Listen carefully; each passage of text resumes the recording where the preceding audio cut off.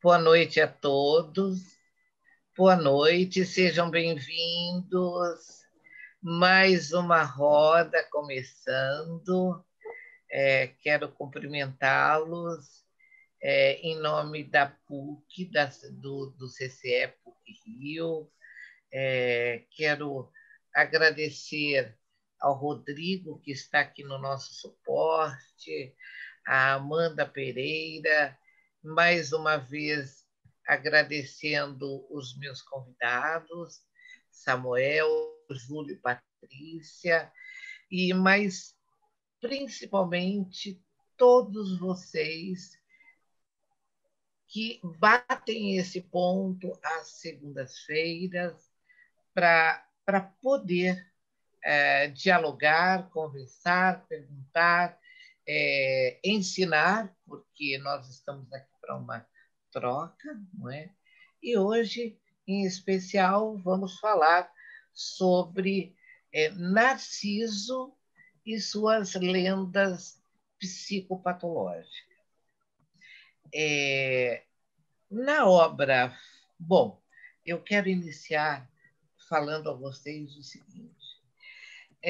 Nós temos dois termos sobre na psicanálise, nós trabalhamos com dois termos que representam a personalidade narcísica. Nós podemos usar o termo personalidade narcísica ou narcisismo patológico. Esses dois termos eles se aplicam a um grau desproporcional de preocupação consigo mesmo e não uma reação comum à aprovação e uma alta sensibilidade à crítica. Então, esses termos eles determinam o que é narcisismo. A roda de hoje é para falarmos da figura narcísica de uma forma muito leve, onde nós teremos 3 momentos. Vamos falar, então, desse temperamento narcísico, dos processos defensivos narcísicos e dos padrões relacionais do narcisismo. Então, para isso, hoje está aqui o Samuel Cruz, que vai se apresentar. Boa noite, Samuel. Muito obrigada por já mais uma roda estar aqui nesse Novembro Azul, não é? Boa noite, Sônia. Boa noite, Patrícia, Júlio, todos os presentes. Agradecendo mais uma vez aqui a possibilidade de discutir, de partilhar algumas opiniões, agradecendo a PUC, agradecendo a equipe de apoio, e vamos lá para mais uma roda nesse Novembro Azul. Bom,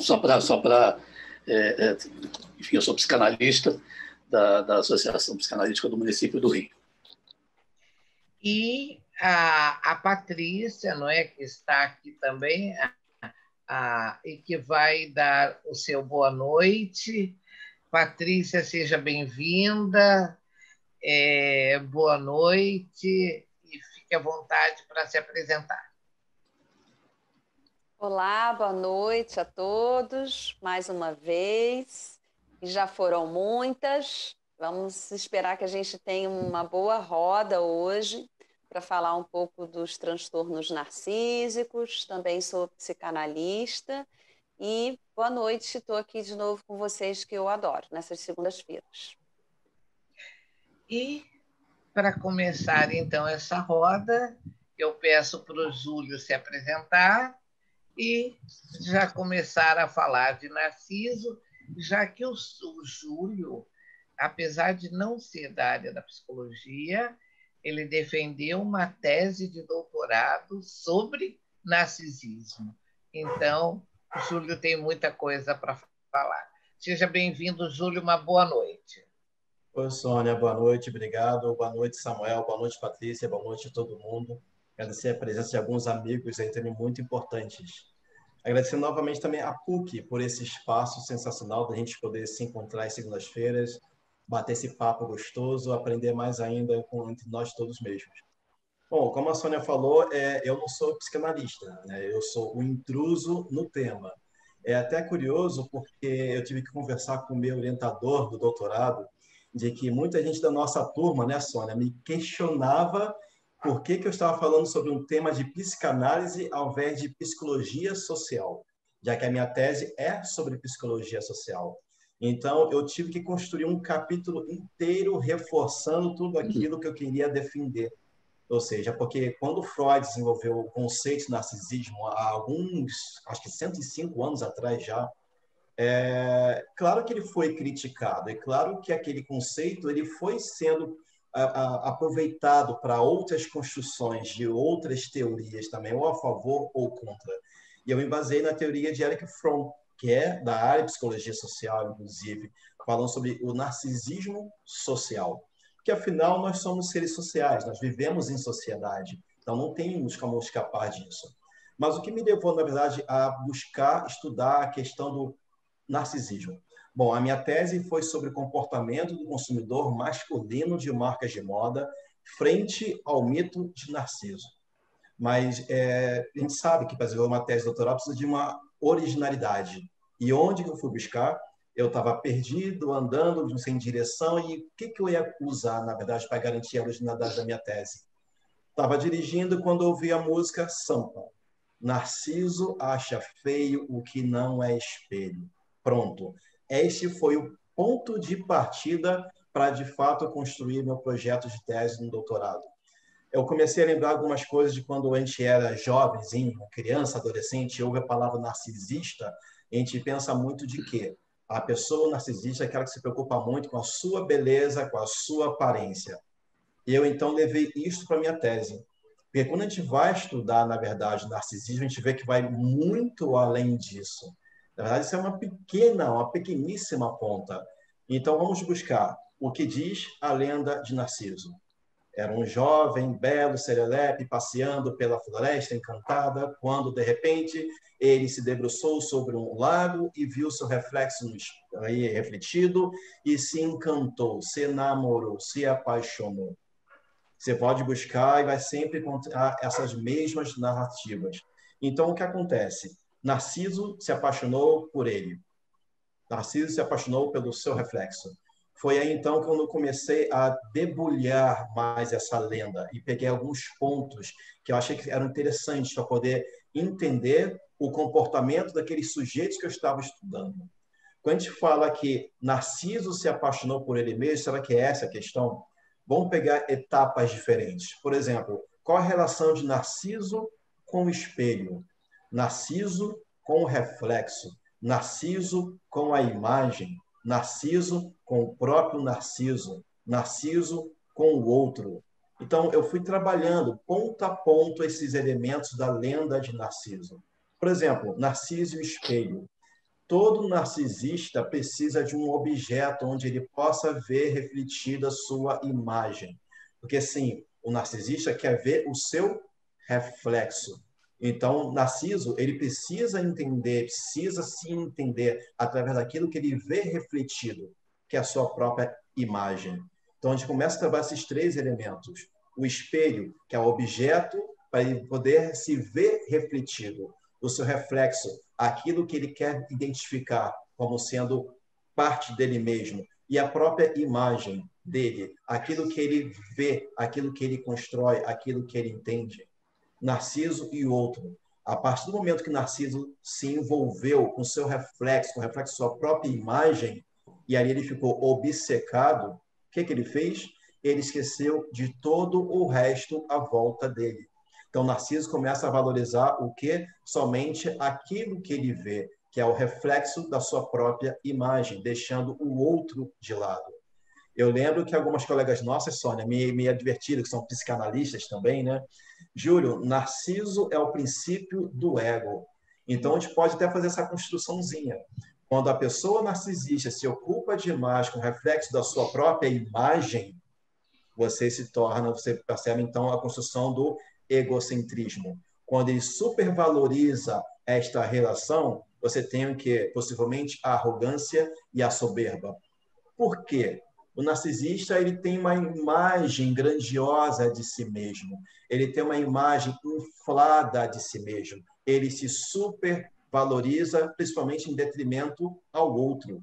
Ele sempre vai ter a melhor aparência, o melhor carro, ele vai ser o mais inteligente, ele vai ter sempre, se achar o mais importante, a última Coca-Cola do deserto, talvez a única diante de tantas Fantas e Sprites. Essa é a sensação que o narcisista procura ter para ele mesmo e ele provoca essa relação no seu meio social. Ou seja, ele sempre vai achar que merece uma atenção especial. Vamos fazer uma questão aqui de novo, pensando nos refrigerantes da marca Coca-Cola, da família Coca-Cola. Todo mundo lembra, Fanta, família Coca-Cola. Não importa se é Fanta laranja, se é Fanta pêssego, se é Fanta uva, se é Fanta limão, Fanta guaraná, é a família Coca-Cola. Vamos pensar na Sprite, no Guaraná Taí, no Guaraná Quat e outros guaranás da família Coca-Cola também. Quem é a referência? É a Coca-Cola. Então, o narcisista precisa ser essa Coca-Cola e fazer com que as pessoas aceitem e entendam que ele é Coca-Cola. Ou seja, ele tem grandes problemas de empatia, porque ele tem realmente essa dificuldade de entender a posição, o lado do outro. Por quê? Porque ele é Coca-Cola. Simplesmente por isso. O narcisista ele tem sentimentos de autossuficiência. A gente, principalmente quem trabalha em área empresarial, deve perceber muitas vezes isso em posições de liderança. Algumas pessoas que têm o desejo de ocupar cargos elevados. Algumas pessoas, quando são promovidas e ocupam esses cargos, muitas delas começam a demonstrar mais ainda essas manifestações narcísicas. Essas pessoas precisam de admiração e atenção. Então, o que elas começam a fazer? Começam a construir o seu castelo, oprimindo os outros, supervalorizando o seu eu. Você pode ter amigos, muitas vezes. Você está numa roda de conversa com seus amigos e, de repente, alguém fala, ou você mesmo fala, eu fui no nutricionista e o meu nutricionista me falou para seguir tal dieta. Não! A minha nutricionista falou que essa dieta não é correta, porque a minha nutricionista tem um certificado tal, porque a minha nutricionista falou isto, isto e isto outro. Você conversa com um amigo seu e diz que comprou um carro.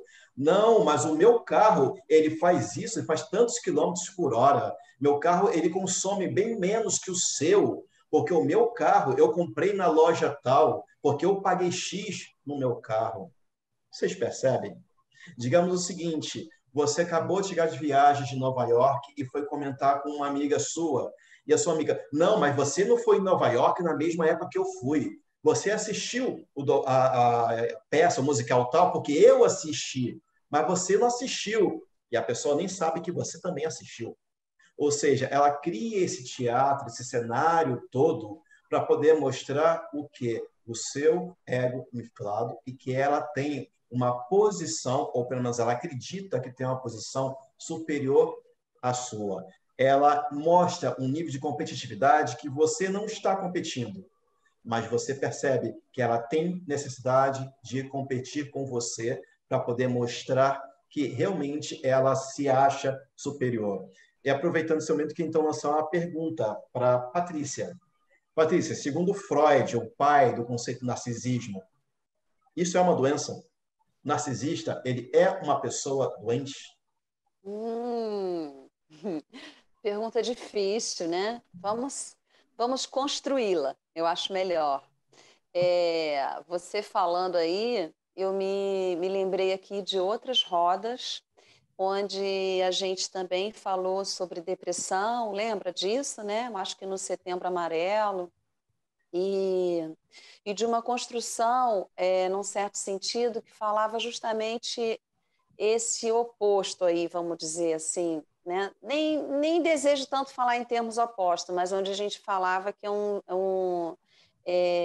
enquanto o mundo inteiro quer aparecer, né, o narcisismo, aparecer para o outro, né, ser em relação ao outro, a depressão é um movimento ao contrário, né? Esse sujeito não quer aparecer, não quer comer, não quer. Então, assim, o narcisismo tem uma polaridade em relação a isso. Eu acho que a gente pode pensar, e aí vocês me ajudam a responder, que é um caminho, sim, para um transtorno, né? No CID-10, os transtornos narcísicos aparecem de uma maneira ainda pouco cristalizada, né? Eu acho que a gente ainda vai ter mais variedades em relação ao transtorno narcisista. Mas me parece que o que a gente vai discutir aqui hoje, vai desenvolvendo aos poucos, né, pelo que a gente se organizou, é que temos caminhado, sim, para a construção de quadros patológicos, né? Distintos, mas para a construção de quadros patológicos. Você trouxe aí o Freud, né?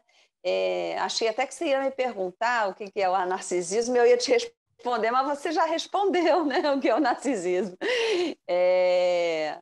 Então, eu acho que para as pessoas se localizarem, é bem isso que você falou, né? Você falou assim, é uma pontinha, né? Você usou um significante aí que já me fugiu. Então, é uma construção, o narcisismo é estrutural, a gente precisa dele, né? Ninguém... o ego, né? Como diz lá no nosso Freud, lá em 1914, né? Esse mito aí que você trouxe, que Narciso mergulhou lá, mas ele se lascou também, né, Júlio? Ele perdeu o amor dele, né? Ele sucumbiu lá. Então, acho que isso que a gente pode trazer para hoje e pensar nessa sua pergunta, assim, é um transtorno, né? Aonde nos levará? Então, tem primeiro o que Freud nos trouxe, né? A construção, uma unidade como o ego não pode existir logo assim, desde o início. O que a gente tem são pulsões, né? Isso nós aqui sabemos, que elas vão se dividir, né? Que a gente vai encontrar outros caminhos, e é nessa relação com o bebê, com a mãe, esse começo de vida aí, que a gente vai pensar acho que você falou um pouco disso também, né? Nas fases, né, do narcisismo, nas fases da construção desse ego, né? E aí, vindo para hoje, né, que já é super egóico, né? É um egão hoje em dia, né? Eu acho que a gente pode pensar, sim, em alguns transtornos, né? A gente pode pensar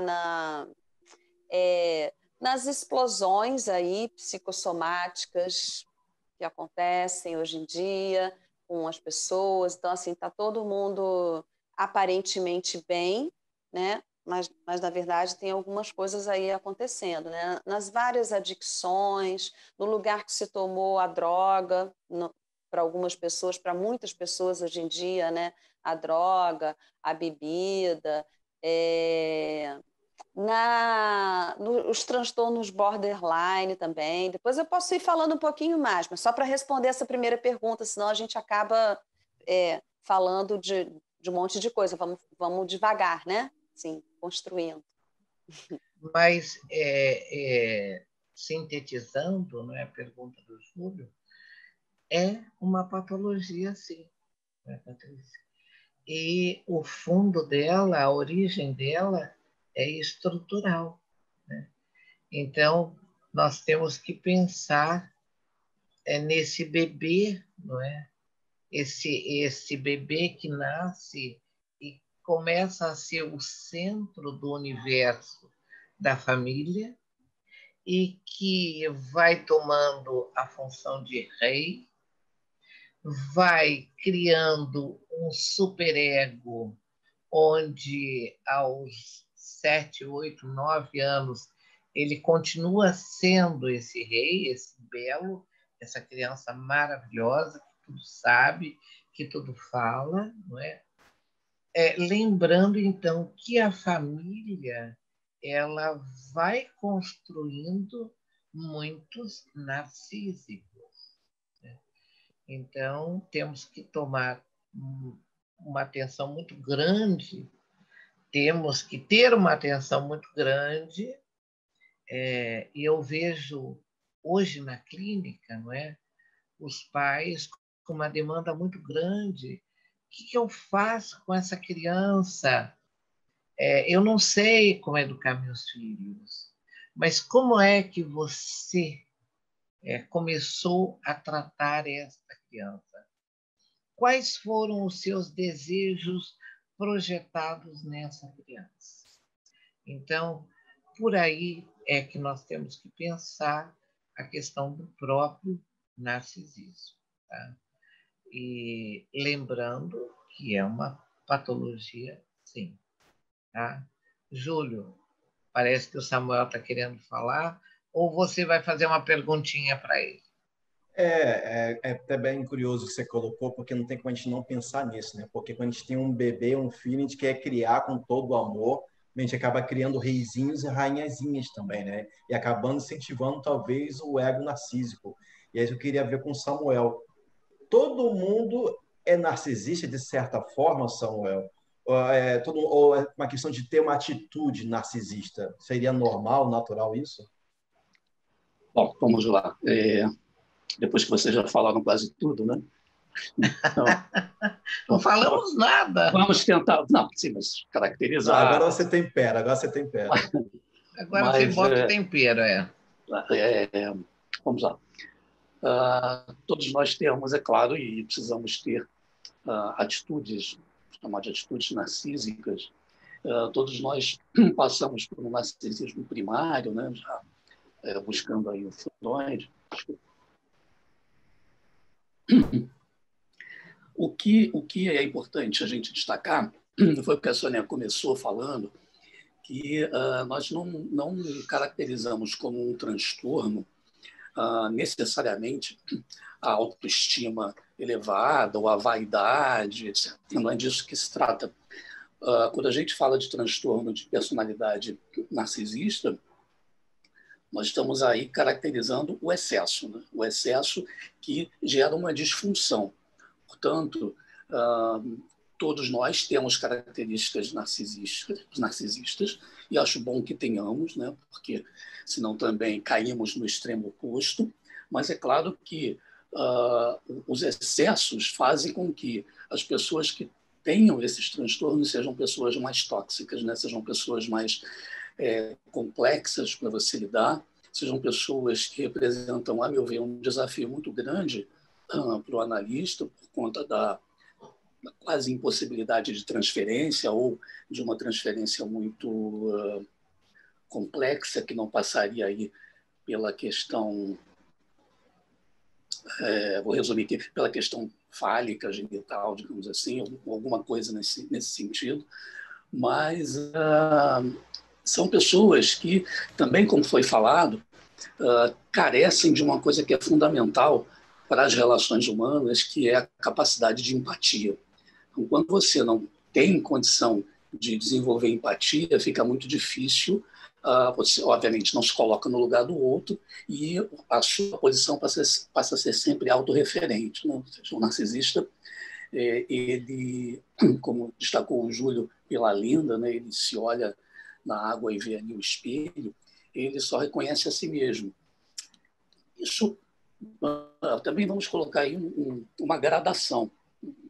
Nós falamos muitas vezes nos casos limites. Então, os casos limites de narcisismo são essas pessoas que a gente está falando aqui, ausência de empatia, arrogantes, prepotentes e que não conseguem ver nada além delas mesmas, ou que não conseguem ver, por exemplo, as realizações dos outros, como o Júlio destacou. São aquelas pessoas que sempre têm alguma coisa melhor para dizer em relação àquilo que você coloca. Mas aí nós estamos falando realmente de casos mais limites. E o transtorno de personalidade narcisista, ele também coexiste com outros transtornos, né? Ou seja, nós temos comorbidades aí que podem piorar esse quadro e podem trazer características complicadas. Então, o narcisista, a meu ver, ele é um sofredor. Por mais que a gente não leia muito a respeito, né? Se você for pegar a literatura em geral, o que vai ser destacado vai ser esse comportamento mais de eu sou tal, etc. Mas esse comportamento normalmente esconde uma avaliação de si mesmo que nem sempre é essa avaliação que a gente está dizendo, eu sou tal. Muitas vezes são pessoas absolutamente inseguras. São narcisistas, mas são absolutamente inseguras. São pessoas incapazes de estabelecer vínculos, de estabelecer relações. E aí nós remetemos lá para, não sei se foi a Sônia ou a Patrícia, ou mesmo o Júlio, que quem falou, já não me recordo, não anotei aqui, nós remetemos lá para a questão das relações objetais. Né? Há aí um problema, a meu ver, de internalização de objetos na infância. A Sônia destacou aí muito bem, o Júlio também, a Patrícia, que há um ponto a se considerar, que é o ponto do senhor bebê.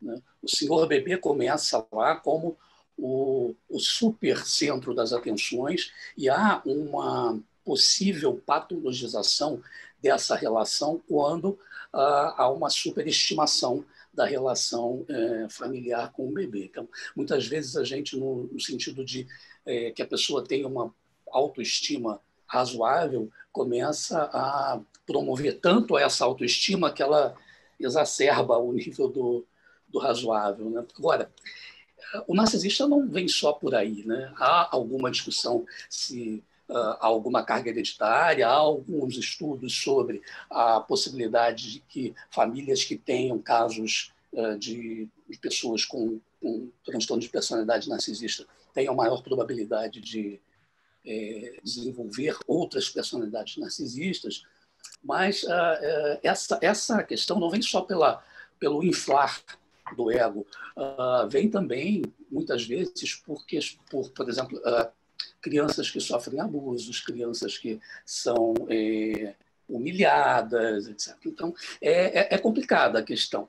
Mas, assim, em linhas gerais, na borda, sem ser borderline, na borda, sim, são pessoas que têm aí uma necessidade de mostrar grandes realizações, ou ao menos pensam em deixar, por exemplo, um grande legado para a humanidade. Isso é uma característica bem marcante. Né? Assim, eu quero que meu nome fique para a posteridade, eu vou realizar grandes obras. Não acho que isso seja ruim, né? Desde que não seja desequilibrador das relações do sujeito. Eu posso querer deixar uma grande obra, um grande legado para a humanidade e contribuir com a teoria do conhecimento sem nenhum problema. A questão é quanto de desordem isso traz para a minha vida e para as minhas relações. Quanto de sofrimento eu tenho por conta desse tipo de objetivo e de meta que eu me proponho.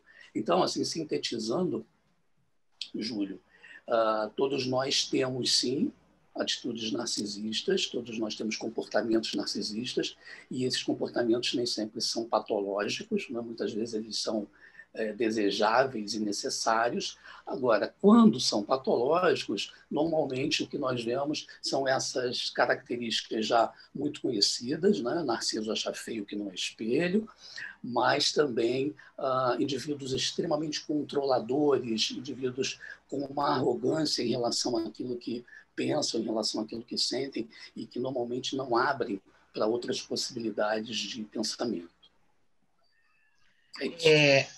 Antes de voltar para o Júlio,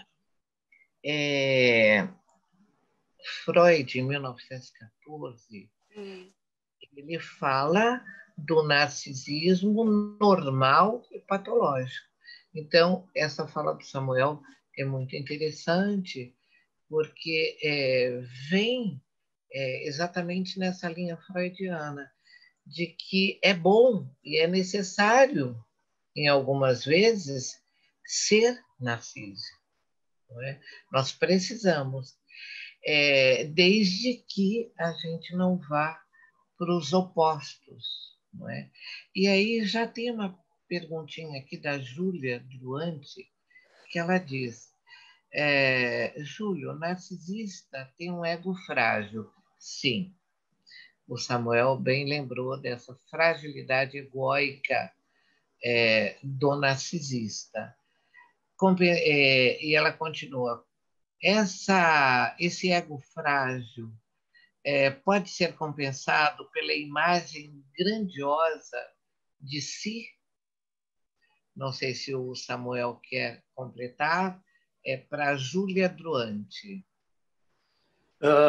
Júlia, eu não diria compensado, né? Porque, quer dizer, depende como a gente entenda compensado. Se a gente entender, por exemplo, da maneira fisiológica, sim, né, como quando você tem um problema e o seu organismo busca a homeostase. Né? Portanto, há sempre uma compensação fisiológica. No caso aí do psiquismo, parece-me que esse ego frágil realmente ele está manifesto nessa imagem distorcida de si mesmo. Mas eu volto àquela questão.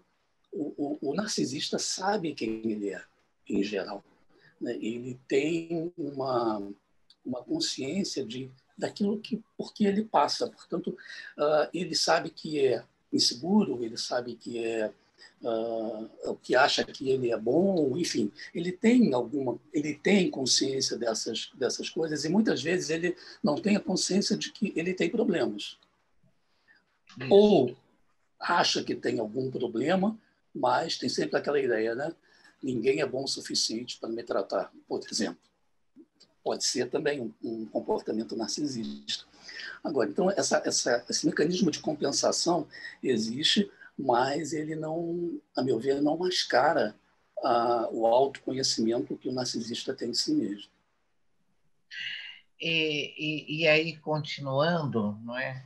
Eu acho que aí eu já passo a bola para o Júlio ou para a Patrícia.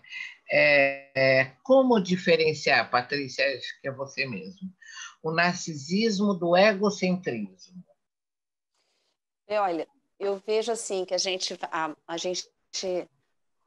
começa aqui nas nossas conversas e a gente vai avançando e às vezes a gente se esquece um pouco de voltar para trás e deixar algumas coisas estabelecidas, assim, que a gente não pode brincar com o conceito freudiano do narcisismo, que foi uma loucura, né? Ele ter falado tudo isso para a gente lá em 1914. Então, como a Sônia disse, assim, narcisismo estrutural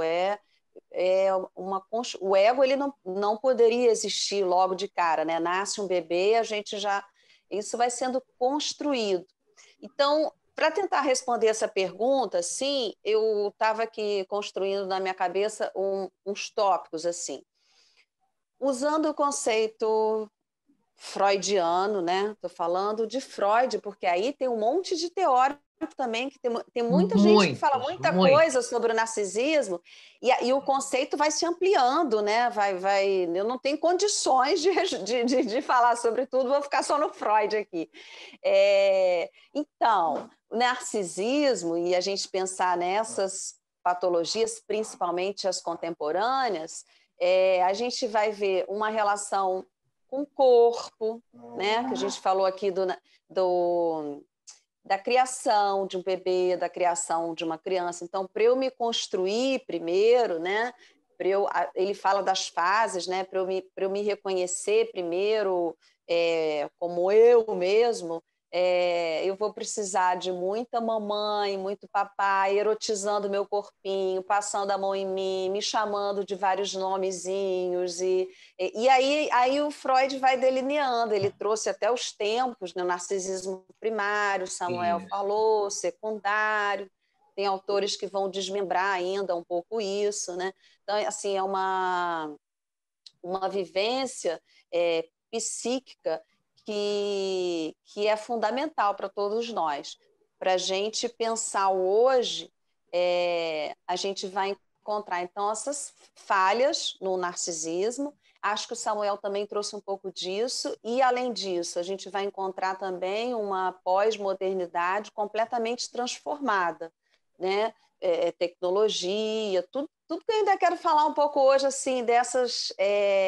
eu acho, assim, não só os transtornos narcísicos, mas eu acho, assim, todo um comportamento de uma sociedade aí narcísica e qual o perigo disso, né? Tal como, voltando lá, Narciso, que se lascou, né, perdeu o seu amor e tal, e sucumbiu ali na própria imagem, eu acho que a gente também vai viver uma sociedade onde a gente vai sucumbir de alguma forma diante desse narcisismo, que já não é mais um narcisismo estrutural freudiano, mas alguma outra coisa que se transformou e que talvez nem sempre seja um transtorno propriamente narcísico e delimitado. Agora, e caminhando para isso, para essa resposta aí, uma tentativa de resposta para um egocentrismo, sim, que é um vazio, né? A indiferença ao outro. Então, a gente vê uma sociedade onde a gente, principalmente para quem pode, né, criar mecanismos de criar muros, né? Onde você não vê outras realidades, onde você lida com pessoas como você, né? Você não se arrisca, né? Então aí não tem isso tudo é importante para nosso para nossa psique. Como ser, não estou falando de ser solidário, altruísta, isso é bom também, mas é um outro papo. Estou falando em relação à nossa psique, em relação para onde a gente vai caminhar, né? Porque quanto mais egoísta, esse narcisista, né, que a gente está trazendo aqui hoje, mais tem um mundo empobrecido, né? E um empobrecimento, morte. Aí eu vou deixar vocês falarem mais sobre isso, né? Mas é assim, o que a gente vê é isso, assim, são muros, né, onde você não enxerga o diferente de você, onde a diversidade, né, Júlio, é isso aqui, ó, é um esforço para a gente trabalhar isso, a diferença, o que é diverso da gente, dessas pessoas também circularem, viverem e estarem juntos, né? Então, acho que isso que a gente vai pensar também, tanto em termos de patologia, que eu acho que a gente pode falar um pouco mais, né, dos transtornos, mas também de toda uma sociedade egoísta, né, narcisista, e para onde a gente vai com isso, né, com essa... com esse empobrecimento, né? Aí me faz lembrar aqui coisas em relação à tecnologia, em relação às mídias, né? Eu comi isso, eu tô em termos de ego, né? Se a gente for falar disso, de vida psíquica, é justamente o empobrecimento do sujeito, né? O que a gente tem visto aí. Né? E aí e vivendo na contrapartida em mundos paralelos, né? Onde outras coisas acontecem, estão acontecendo cada vez mais, e um mundo onde não tem essa diferença, onde não tem onde não tem essa visibilidade, né, do que é diferente da gente, onde a gente vê muita postagem. E não estou falando só da questão da postagem, né? Estou falando das consequências disso. Gratidão, eu sou grato pela minha vida, A gente vê muito isso, né? Mas, assim, na verdade, nós estamos num barco um pouco parecido, né? Onde, claro que a gente pode ter gratidão, não é disso que eu estou tratando, mas dessa sociedade narcísica enquanto não consegue enxergar nenhuma diferença. Nenhuma diferença eu consigo construir muros, né, onde eu não vejo nenhuma diferença. O narcisismo mergulha. Agora, o transtorno e algumas patologias, eu acho que elas vão... e daí isso pode sair talvez nas perguntas, né, aqui. Elas vão crescendo com o tempo, né? Então, em relação ao corpo, claro, porque se a gente for ver lá o narcisismo estrutural, é uma construção, a construção do corpo da criança, que vai evoluindo. Aliás, eu penso que o conceito de narcisismo ele vai atravessando, né? Porque aí vem o complexo de Édipo, a gente pode pensar na adolescência, na distinção, na partilha dos sexos e tal. Então, uma construção mesmo, né? E aí a gente pode talvez arriscar, pensar, se as pessoas perguntarem aqui, que eu acho que as pessoas têm curiosidade sobre isso, né? Além dos transtornos narcísicos, propriamente dito, outras patologias que começam a ser construídas, né? Nesse mergulho em si mesmo e pessoas transformando seu corpo, ou não vão falar que eu estou viajando muito, mas assim, transformando o seu corpo em si mesmo, né? Eu sou o meu corpo, né? Uhum. Eu sou, eu sou o que eu visto, eu sou essa pessoa zen aí que eu construí na rede social, eu sou isso, mas eu tô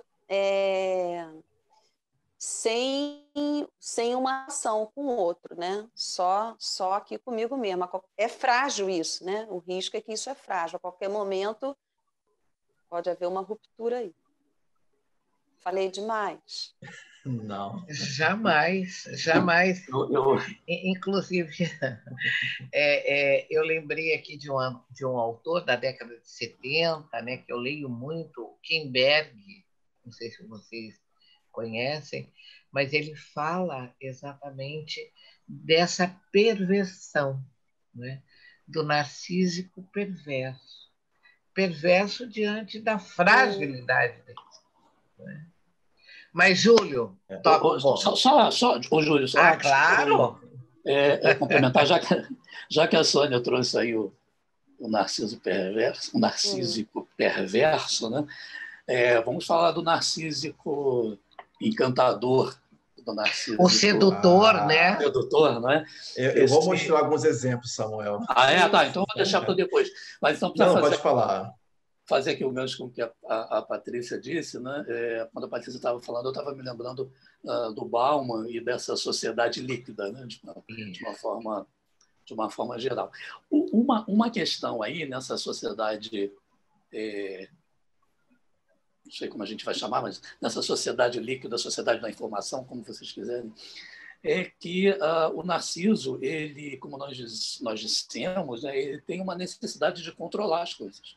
Uhum. E essa sociedade cada vez mais líquida traz um desconforto, né? Traz alguma dificuldade para o controle. E daí outras atitudes em direção ao controle por essas pessoas certamente aparecerão.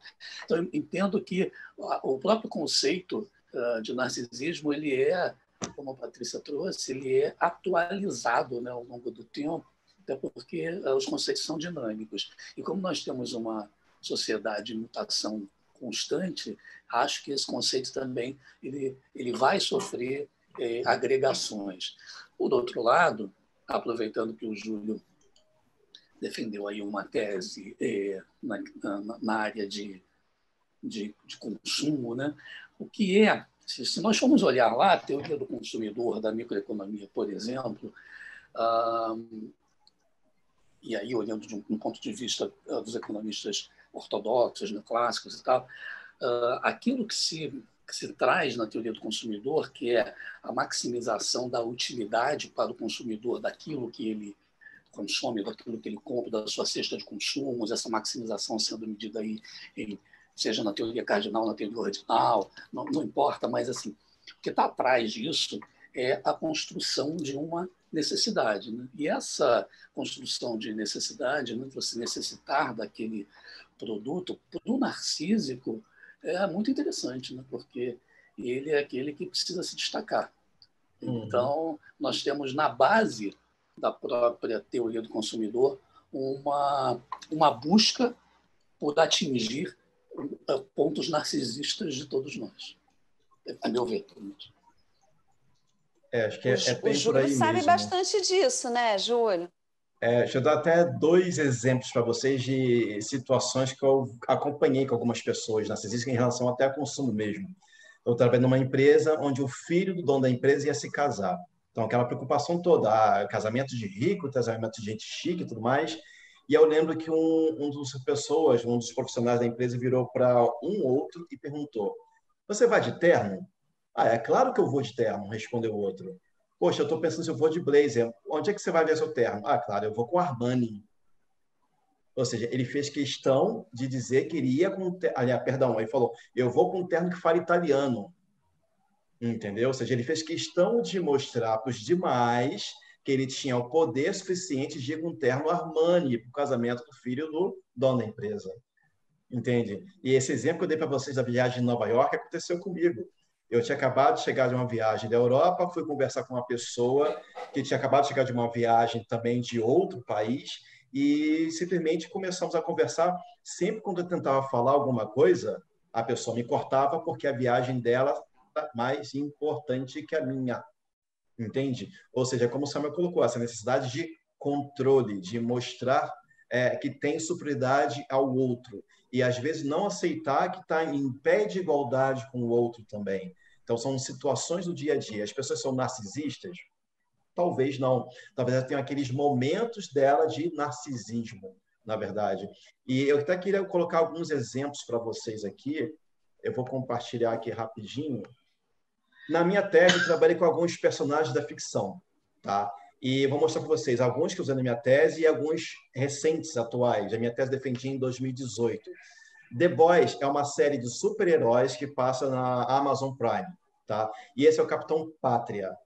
Quais as características dele? Ele é muito competitivo, ele sempre se acha o melhor, quer ser sempre o líder, de fato, ele é o líder, é como se fosse equivalente ao super-homem da Liga da Justiça. Ele sempre é o mais capaz, ele sempre sabe de tudo, ele que define todas as estratégias, ou seja, ele é o bonzão, ele é simplesmente o melhor. E você percebe isso no que vocês colocaram, na verdade, da construção do reizinho, né? Porque quando bebê foi passado para ele, quando criança, que ele era o melhor, ele sempre foi tratado como tal, e ele mantém isso até hoje. E ele tem, de fato, um lado muito perverso, que ele oprime, ele mata, ele maltrata. Quem tiver interesse em conhecer um exemplo de um personagem, mesmo na ficção narcisista, com certeza vai poder identificar muitas outras pessoas com esse perfil também. Psicopata Americano. Essa obra eu usei na minha tese. E é um filme sensacional. E a gente consegue perceber muita coisa do personagem Patrick Bateman até hoje. Um filme dos anos 80, gente, que você percebe vários comportamentos masculinos. E uma coisa que eu achei bastante interessante é que percebe-se mais o narcisismo em pessoas do gênero masculino. Tá? Ele é hiper competitivo. Vou dar alguns spoilers aqui para vocês. Tem uma cena que é clássica, que é a competição de cartão de visita. Quando ele vê que os colegas dele têm cartão de visita mais bonitos que os dele, ele começa a passar mal, ao ponto de querer matar um dos seus colegas. Outra coisa que o narcisista também apresenta é o excesso de interesse no seu desempenho sexual. Tem uma cena que ele contrata uma prostituta. O prazer dele não era estar transando com uma mulher e com uma prostituta. O prazer dele era simplesmente com a performance sexual dele. Ele filmava. E todos os encontros sexuais dele, ele tinha necessidade de filmar, porque ele precisava sempre se admirar no ato sexual. Ele tinha um sério problema com os colegas dele. Por exemplo, quando ele descobriu que um colega dele morava num apartamento melhor localizado em Manhattan, melhor decorado e maior, ele simplesmente foi e matou o seu colega. Desculpa os spoilers para quem não viu, mas é um personagem bem interessante. Vejam o filme. Tony Stark, clássico, o poderoso Homem de Ferro, presunçoso, arrogante, egocêntrico. Ele precisa mostrar para todo mundo que ele tem poder. Por mais filantropo que ele seja, ele faz questão de mostrar a filantropia dele. Ele precisa sempre provar que ele tem o poder, sempre se exibir. Ele esconde uma falsa modéstia. Buzz Lightyear, fofinho, lindo Buzz Lightyear. Se vocês repararem no primeiro filme do Toy Story, é perfeita essa colocação, a exibição do comportamento narcisista do Buzz. Ele é plenamente individualista, ele sempre se acha o melhor, ele tem que salvar todo mundo, os outros são sempre os pobres coitados, sempre em perigo.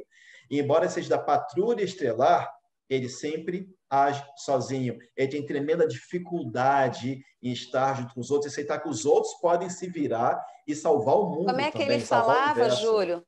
Para o alto e como é que é? Para o alto e infinito e além. E além? Infinito para o e além. infinito e além. O infinito e além.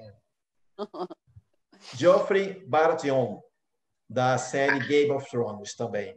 Ama tudo que gira ao redor dele, tudo que é referente ao trono dele, à coroa dele, ao poder, ou seja, o típico reizinho. Tudo que ele faz está sempre certo. Eu vou dar um outro depoimento para vocês. Trabalhei com uma pessoa numa empresa E eu fui contratado como gerente de marketing e a pessoa falava, pô, seu projeto está muito bacana, poxa, muito legal, mas olha só o que eu fiz na campanha anterior. Segue o meu modelo? Você entende? Ou seja, aprova o que você faz, está muito bacana, mas o que gira no entorno do que as pessoas desenvolvem é sempre melhor. Olha só o que eu fiz, olha esse spot de rádio, é a minha voz, fui eu que gravei esse spot, olha meu texto, olha que maneiro. Você apresenta algo porque você tem capacidade, a pessoa reconhece, mas nunca vai reconhecer como sendo tão bom quanto o que ela fez. Esse é o exemplo aí. E muitas vezes a pessoa se torna agressiva. Quem assistiu a série Game of Thrones sabe quanto ele era violento. Dorian Gray, esse é o outro que eu usei na minha tese também. Esse é um clássico, né, Júlio? Exato. É o sedutor, Samuel, Sim. esse é o sedutor. Ele seduz, ele envolve, ele é imensamente agradável e manipulador. Você pode não perceber. Ele dá aquela festa na mansão dele, na casa dele, se serve de tudo do bom e do melhor. Ele te envolve, sempre para ele poder se sentir superior. É como o Samuel colocou, ou seja, muitas vezes a pessoa não se sente de fato com o ego inflado, mas ela tem carência, deficiência, ela precisa então compensar isso e mostrar de toda forma em que ela tem esse poder. E fina estampa, Tereza Cristina, clássica da novela aí. Ela odeia. Vamos lá. Vamos falar de novo? Perdão. Vamos falar de novo. Narciso a fina estampa está passando, não é isso? Passou um pouquinho de tempo. Já passou? Desculpa. Narciso acha feio o que não é espelho. Ele odeia o seu avesso. Ele não suporta aquilo que não é identificável com ele. Ou seja, qual é o padrão do narcisista? Ele. Ele é o modelo de perfeição, ele é o modelo de beleza, ele é o modelo de tudo que é de mais lindo no universo. E acho que essa novela mostrou muito claramente isso, porque nada justificava o ódio que Tereza Cristina tinha pelo Pereirão. Ou seja, ela sacrificou a própria família, ela maltratou a própria família, todas as pessoas ao seu redor. E ela não tinha amigos, porque ela era autossuficiente ao ponto de não precisar de ninguém. Tinha a necessidade de o quê? De humilhar aqueles que de fato eram, entre aspas, inferiores, como seus empregados, que tinham uma relação de dependência, como era o Cro. Cro idolatrava tanto que ele também tinha uma dependência de estar naquela relação nada saudável com a Tereza Cristina.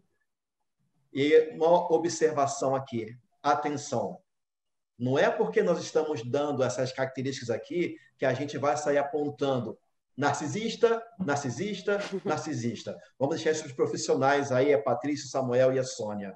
A gente percebe algumas características, mas, de fato, chegar e definir alguém como sendo narcisista, somente profissionais. Nós não somos, eu pelo menos não sou ainda colega de vocês, psicanalista, ainda vou entrar para o curso, mas é importante isso, porque a gente acaba cometendo o mesmo erro que essas pessoas narcisistas, que é de não aceitar o diferente. Devolvo aí a bola para vocês. Oi. Deixa eu falar, eu me lembrei de uma coisa aqui. E essa novela aqui, eu vou confessar que um pouco na pandemia assisti um pouco, né, a Tereza Cristina, e me dei que ela é antes, essas novelas não passaram pelo filtro de uma censura da militância atual, né, da diversidade, do cuidado e tal, elas são antes, né?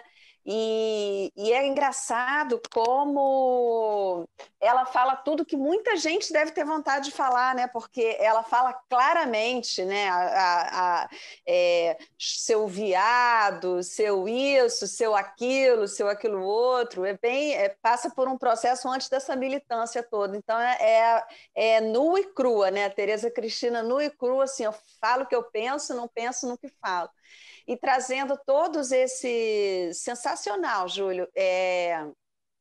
Esses personagens, né? que estão por aí, né? Bem reais, eu acho que a gente pode pensar junto aqui mais duas sequências assim em relação ao narcisismo, né? Nesse neoliberalismo, nessa nossa sociedade, que é assim, a falta de interesse pelo outro, né? E a falta, não se expõe ao interesse, o narcisista não se expõe, né, ao interesse pelo outro, e ele também não se expõe ao conflito, imagina, ele vai ter um conflito, né? Então, ele foge do conflito, porque ele não precisa, na verdade, ele é o dono da verdade. Não se angustia, né? Não se angustia, não está exposto ao conflito, a um conflito que está aí, né? Um conflito agora atual, né? Se a gente vai sobreviver a essa pandemia, se teremos uma vacina e quando teremos, se o mundo vai ser vacinado, enfim, ele não se expõe ao conflito e nem tem interesse pelo outro, né? Além de não se expor também à diversidade, de não encarar, de não enxergar. Então, são outros elementos aí para essa personalidade. Espera aí, Samuel, será que você, exatamente continuando a Patrícia, tem uma pergunta aqui que já é velha. Uma maneira de fortalecer o ego de um narcisista seria a convivência com os diferentes a ele? É da Gisela. Gisela, boa noite. Quer dizer, antes de responder a Gisela, eu queria só dizer o seguinte. Eu tive aqui uma atitude narcisista, não sei se vocês repararam. De repente, eu estou anotando aqui algumas coisas e olhei para a tela e comecei a mexer aqui, porque estava tudo esquisito na minha tela. Eu esqueci que o Júlio estava compartilhando a tela dele. Então, olha aqui uma atitude narcisista. As coisas não são sobre mim, não é? Ou seja, a tela do meu computador não é exatamente minha, também é do outro. Não é o seu reflexo. E fiquei meio desesperado, porque achei que estivesse fora da reunião e comecei a buscar aqui o que estava acontecendo, porque tinha um ponto de exclamação vermelho dentro de um triângulo. Aí descobri que na verdade... Amarelo, pronto. Atenção. Ou seja, é causada pelo impulso narcísico. Ou seja, eu não prestei atenção. Mas, enfim... Poxa, Samuel, não prestou atenção na minha apresentação? Não, na sua apresentação prestei atenção na cor do ponto de exclamação. Mas é o seguinte... Para os narcisos. Pois. Eu também, antes, Gisela, estou te deixando aqui de molho, até vou esquecer a pergunta. A pergunta é se o narcisismo... se uma forma de fortalecimento do ego seria a convivência com os diferentes. Diferente. A pergunta é difícil. Eu tinha uma resposta clara para isso, que era não. Mas agora eu penso que sim, porque depende aí do grau de narcisismo, né? Porque é o seguinte, quanto mais diferente, mais eu tenho certeza de que eu sou eu mesmo, né? Eu sou e sei que sou. E, portanto, é uma boa forma de me afirmar, principalmente em relação aos diferentes, porque o igual é complicado, né? Vários narcisistas juntos deve ser uma coisa... Estou pensando aqui enquanto estou falando. Deve ser uma coisa que louco, né? Assim, eu tipo, não quero estar no meio deles. Mas é assim, ou seja, ninguém chega a uma conclusão a não ser a conclusão de que cada um tem razão no limite. Imagino.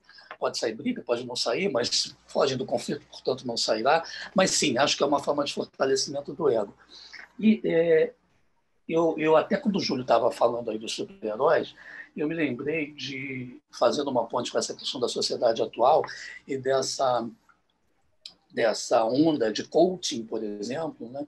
Uma das coisas que os coachings acabam fazendo, muitas vezes quando não tem formação em psicologia ou psicanálise, etc., é fortalecendo ou tentando fortalecer esse narcisismo compensatório, né, que foi trazido aí num dos personagens, que é aquele narcisismo que alguém perguntou lá no início se não era uma forma de compensação da fragilidade do ego você se colocar superior ao outro. Então, parece-me que alguns mecanismos de coaching levam a pessoa que tem ali um transtorno narcisista, obviamente estou falando de casos específicos, né?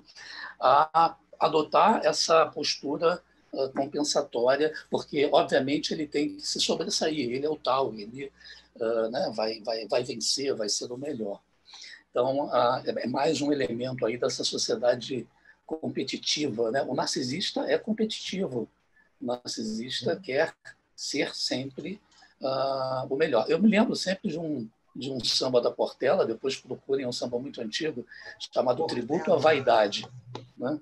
Tributo à Vaidade, a Portela é conhecida como uma escola de samba vaidosa, né? Ele tem uma letra que é o narcisismo puro. Só lembrar aqui um verso. Cheguei para levantar o seu astral, posso perder, posso ganhar, isso é normal. 21 vezes campeã do carnaval. Eu sou vaidosa, eu sou assim, vaidade não tem preço, mas eu tenho o seu apreço, pois você gosta de mim. Eu sei que faço seu corpo arrepiar, eu sei que você não vai sem me ver passar. Eu já vi você chorar na hora do meu desfile encerrar. Perguntei ao espelho meu qual delas é mais linda do que eu. Ele então me respondeu, mais linda do que eu, sou eu. Assim, aí, o meu azul veio lá do infinito, o meu samba é mais bonito, e assim vai. Mais narcísico do que isso. Mais narcísico. Estou de azul e branco, hein? Estou de azul também. Então, o Novembro Azul, a Portela é azul e branco. Mas, assim, são questões realmente muito ligadas a essa imagem narcisista. E eu acabei não falando do narcisista sedutor, né, que é a Sônia, o narcisista amoroso. Esse é perigoso, quer dizer, todos são. Esse é bem perigoso porque ele é o sedutor. E, portanto, você pode cair nas redes dessa sedução, mas, lá no fundo, o gozo dele é a sedução. Assim, o prazer que ele tem é exatamente aquele prazer naquele mecanismo, não é exatamente o prazer numa relação. Ele está ali para ser o sujeito da sedução. Até porque, como o narcisista tem dificuldade de empatia e de transferência, né? Não há transferência em geral, dificilmente você vai ter uma boa relação com um narcisista. Pode ter, né? Deixa ele mandar, deixa ele controlar, e daí vai vivendo uma relação tóxica. Mas é difícil porque o prazer está no ato da sedução. Acho que respondi a Gisela. Patrícia, tem uma pergunta aqui, acho que cabe a você responder, para o Sérgio.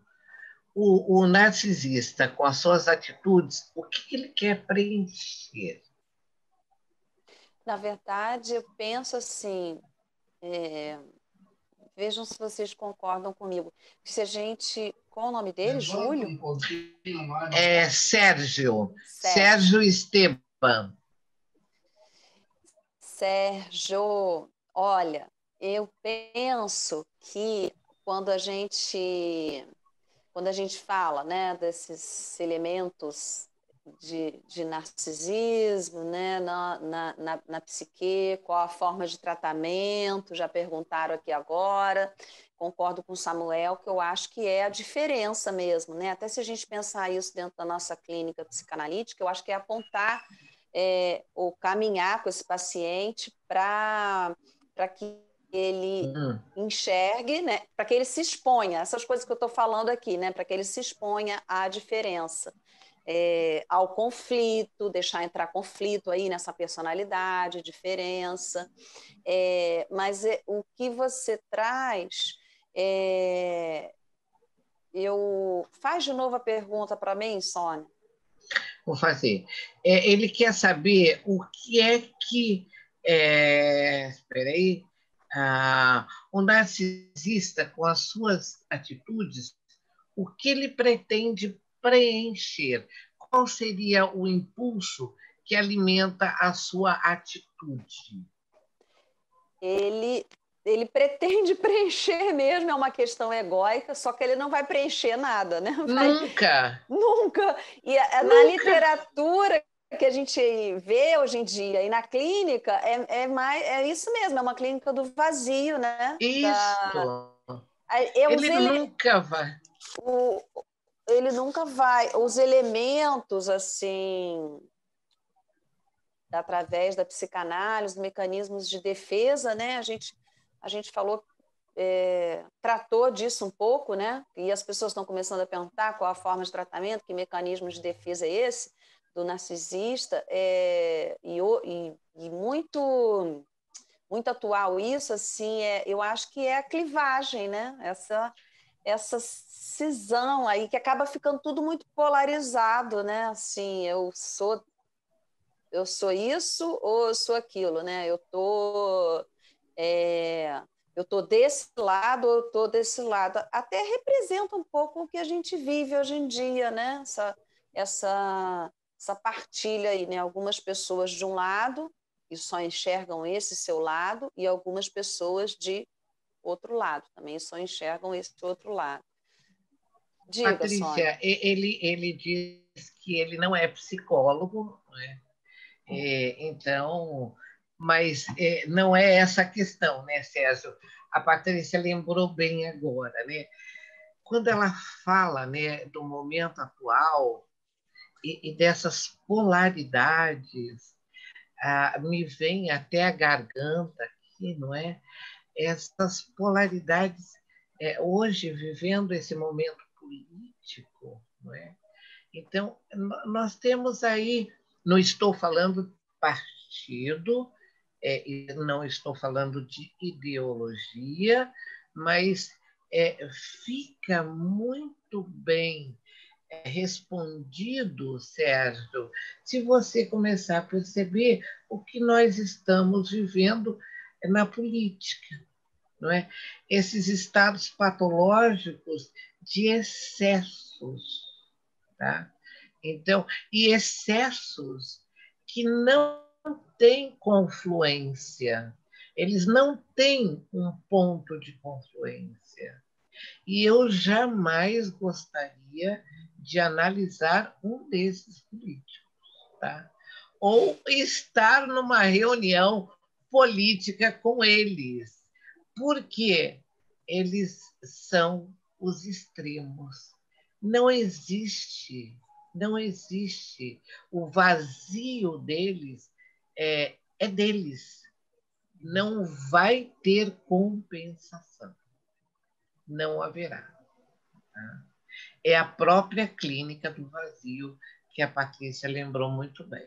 Se o Samuel quiser achar algum recheio, ou o Júlio, podem falar. Eu queria só destacar que realmente é muito difícil. A Patrícia está falando das perguntas sobre o tratamento. É um tratamento difícil, né? Tratar narcisista não é das coisas mais fáceis, e até porque nós estamos falando aqui de um narcisista que tem uma rigidez de sintomas, né? Sintomas que prevalecem, sintomas que são longitudinais, ou seja, que eles estão ali ao longo do tempo e que dificilmente você consegue quebrar. Consegue, vai depender do grau de narcisismo estrutural, como a gente falou. Mas, no limite, não há transferência. Não havendo transferência, é um caso complicado de se tratar. Agora, há, sim, pessoas que têm o transtorno, mas onde você encontra uma abertura, e a Patrícia trouxe a questão da clivagem, há alguma abertura e há alguma possibilidade transferencial. Então, aí, a gente não está falando do narcisista, vou usar um termo aqui, do narcisista crônico, do narcisista, né, que não tem tratamento. Patológico. Não, eu estou até falando do patológico, mas não no extremo. Né? Estou falando daquele que apresenta um transtorno, mas que apresenta ali algum espaço ainda para você entrar, algum espaço em que ele, obviamente, ele sempre sabe que sente dor e ele quer ajuda. Ele só não consegue abrir para ter a ajuda. Mas alguns conseguem, portanto, o que eu estou dizendo é que eles não estão nessa, né, pensando aqui num gradiente, que eles não estão ali no máximo e, portanto, ainda permitem uma intervenção psíquica. São aqueles que ainda se colocam nas mãos do analista, portanto, fazem transferência. E aí A discussão é, então é narcisista ou não é narcisista, né? Narcisista faz transferência, não faz transferência? Mas, enfim, uma discussão mais técnica. Ou para mim, seria uma transferência narcísica. Também, pois, exatamente. Exatamente, pode ser por aí mesmo. Pode ser por aí. Eu acho que... Júlio, eu acho que o Júlio está se coçando para ir para falar aí. Não, pois é, a gente vai ouvindo, vai juntando alguns pontos, algumas partes, né? É curioso, até porque a Patrícia comentou lá na frente um ponto que eu queria trazer aqui para a nossa roda e um pouco que o Samuel colocou aqui também. Quando a gente fala nessa exposição, dessa necessidade de ter um palco, na verdade, ter uma plateia, essa pessoa solar que é um narcisista, seja o crônico, seja aquele que é esporádico, talvez, não sei se seria o termo certo a dizer. A gente traz para a nossa realidade atual de redes sociais. As pessoas costumam dizer o seguinte, quem posta muito, quem faz muita selfie é uma pessoa narcisista. A pessoa está se exibindo porque ela quer ser vista. A pessoa que às vezes nem posta tanto sobre si, mas posta uma paisagem, uma viagem, um prato de comida, um evento, um objeto qualquer. Essas pessoas, de fato, são narcisistas? A gente pode considerá-las como narcisistas? O que vocês acham? Eu acho tão complicado fazer esse tipo de relação direta e sem nenhuma mediação. Ou seja, todo mundo que posta vasos de flores é isso, todo mundo que posta selfie é aquilo. Isso é muito simplório, né? Simplificar demais a dinâmica psíquica e a dinâmica das relações humanas. Eu pensei... Não estou falando isso por mim, não. Podem ver lá as minhas postagens. Primeiro, quase não posto. Segundo, tem postagem minha de mim mesmo, tem postagem de viagem, tem postagem... Quando eu quero postar, eu posto. Quando eu não quero, eu não posto. Acho que essas relações são complicadas. Mas, enfim, voltando à questão aí da exposição, vamos supor um narcisista, o que eu trouxe antes foi o narcisista, em geral, gosta de controlar as coisas. E numa rede social, numa sociedade que eu estou aqui recuperando o conceito de sociedade líquida, ele não consegue exercer exatamente esse controle. Então, muitos narcisistas, na verdade, fogem das redes sociais, ao invés de estarem nas redes sociais. Então, o narcisista não necessariamente está aí se expondo. Ele sabe quem ele é e muitas vezes ele se esconde, não se expõe. Claro, as pessoas se expõem e a gente pode dizer esse é um comportamento, né? Uma atitude narcisista.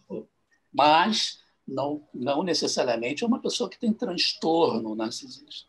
Então, acho que tem que ter algum cuidado em relação a isso, porque o controle é, para mim, uma questão fundamental. E a exposição ela pode gerar a perda do controle. Por que eu trouxe essa questão? Porque, de fato, existe essa preocupação, é o que eu sempre coloco nas rodas, né? De julgar, condenar, encarcerar o outro de acordo com o meu ponto de vista, que, na minha opinião, é algo narcisista, na verdade. Existe essa questão popular de achar que o narcisista é aquela pessoa que é extremamente vaidosa, que quer cuidar muito do seu corpo, da sua beleza. Na verdade, sabe que tem outros pontos mais. Como a Patrícia colocou, o excesso de cuidado com o corpo, vigorexia, de repente, vigorexia, ou seja, a pessoa que quer ficar malhada, que conta quantas gramas de batata doce, quantas claras de ovo, quantos centímetros cresceu, qual o percentual de gordura milimetricamente. Né? Ou seja, é completamente absurdo você perder vários referenciais. Também, se a gente pensar na psicanálise, esse cara aí pode ser um obsessivo, né? Que exatamente. Muito mais uma compulsão do que um transtorno narcísico, não é? O sujeito que posta também muitas fotos, ele pode simplesmente não ser narcisista, mas ter, sei lá, fobia social, pode ser uma pessoa em depressão. Deprimida, em depressão, exatamente. Pode ser qualquer coisa. Então, você carimbar. Aliás, eu vou começar a cuidar do meu corpo e vou começar a postar, vou começar a medir essas coisas. Vou ver se eu sobreviver à pandemia, vou começar a medir o aumento de massa muscular e vou começar a postar. Sigam-me. Sou um narcisista? Eis a questão. Eu queria Olha justamente aqui, essa reflexão para as pessoas que estão assistindo, porque é muito importante. É por isso que eu botei aquele sinalzinho de alerta. Nós não podemos ficar apontando o dedo para o coleguinha dizendo que é narcisista por causa desses parâmetros que nós estamos mostrando. Isso é um quadro clínico, então vamos deixar para os profissionais de vocês fazerem isso, né? ô Júlio, Oi. tem uma pergunta que já rolou há muito tempo, que eu acho interessante. Não me lembro o nome da pessoa que fez a pergunta, mas ela disse que se o narcisismo está ligado mais à figura masculina do que à feminina. Daí. Pois Os é, exemplos que você trouxe, inclusive dos filmes, não sim. é? Foram todos masculinos, não é? Exato, É, exato. E é curioso isso, talvez seja baseado no próprio mito do Narciso, um mito masculino. E é até curioso porque eu trabalho na minha tese sobre a masculinidade como as masculinidades como mito, na verdade. O que é o ser homem, o que é o ser macho, o caixa do homem, dos homens, que a gente conversou na primeira roda desse mês. Ou seja, quando você isso. pega como eu queria trabalhar, na verdade, com comportamento, eu tinha que definir um lado para onde seguir. Eu adoro mitologia grega. Eu queria trabalhar com Eros e Perséfone. Então, como trabalhar numa tese, dois gêneros ao mesmo tempo? Aí eu pensei, vou trabalhar com Eros, era a época de Olimpíadas no Rio de Janeiro, por que não? Os corpos atléticos erotizados, com aquelas roupas coladas também no corpo, por que não? Então, eu fui pensando, até que cheguei no mito de Narciso. Quando a gente para analisar, de fato, pelos modelos que eu pesquisei, você percebe realmente uma presença maior dos mitos masculinos. Você tem Hércules, Perseu, Teseu, você tem o Eros, você tem Narciso. Por quê? Eu já não saberia te explicar isso, sendo bem sincero. Talvez meus colegas psicanalistas possam explicar melhor. Olha, a Priscila, ela pergunta o seguinte: é, tive um paciente na clínica que se autodiagnosticou e se recusava a aceitar um diagnóstico diferente ou mesmo as medicações, pois dizia sua patologia era a mais grave e, portanto, resistente a qualquer transferência. É o que eu falei um pouquinho, né, Priscila? A questão da transferência narcísica. A gente precisa também falar, lembrar-se que Narciso não é ego apenas, mas é uma questão de self. E daí, quem se lembra de Melanie Klein, não é? Nós podemos, mas vamos deixar isso para uma outra roda, não é? Mas a questão narcísica também precisa ser lembrada como uma questão de self. Self não é apenas ego, não é?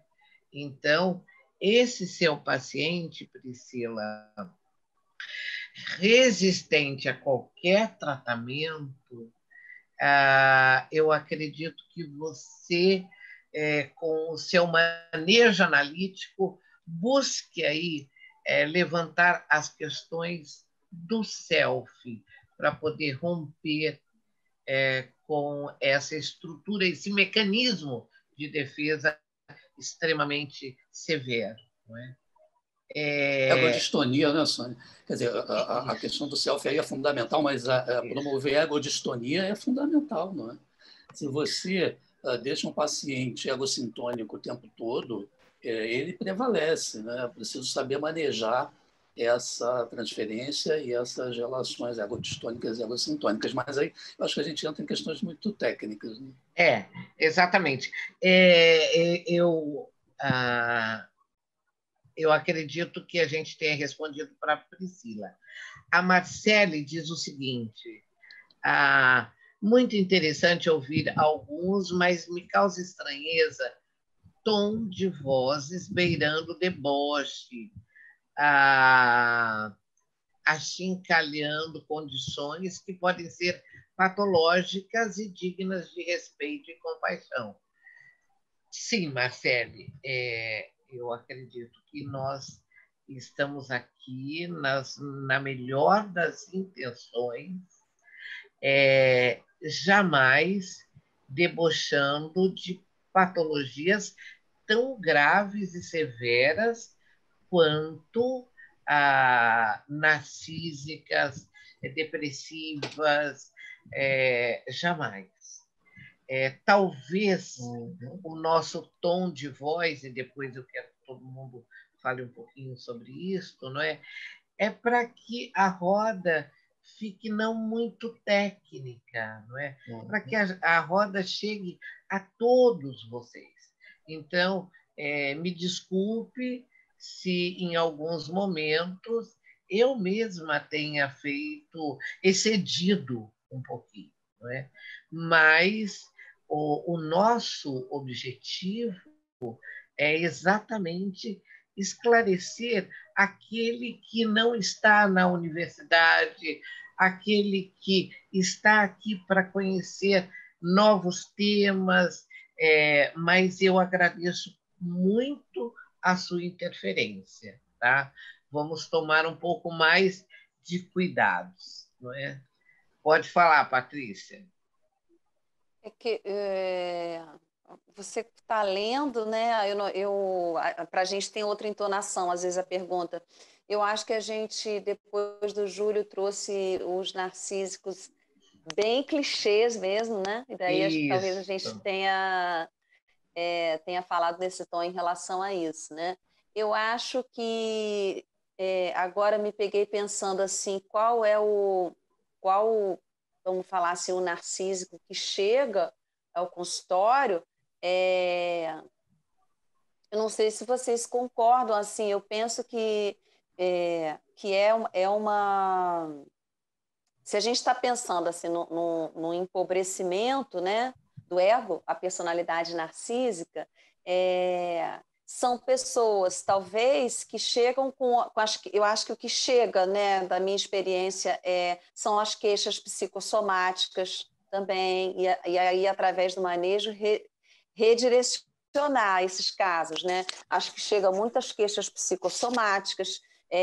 Então, o sujeito narcísico não chega com a questão instalada, né? Ele chega através de outras coisas, ou às vezes também o que a gente fala para essa pessoa aí que fez uma sinalização para a gente, eu acho que a gente está falando assim, o narcísico tem uma elaboração psíquica, vamos dizer assim, empobrecida, né? Então ele está lá preso na sua majestade, o bebê, ora bolas, né? Papai, mamãe, né?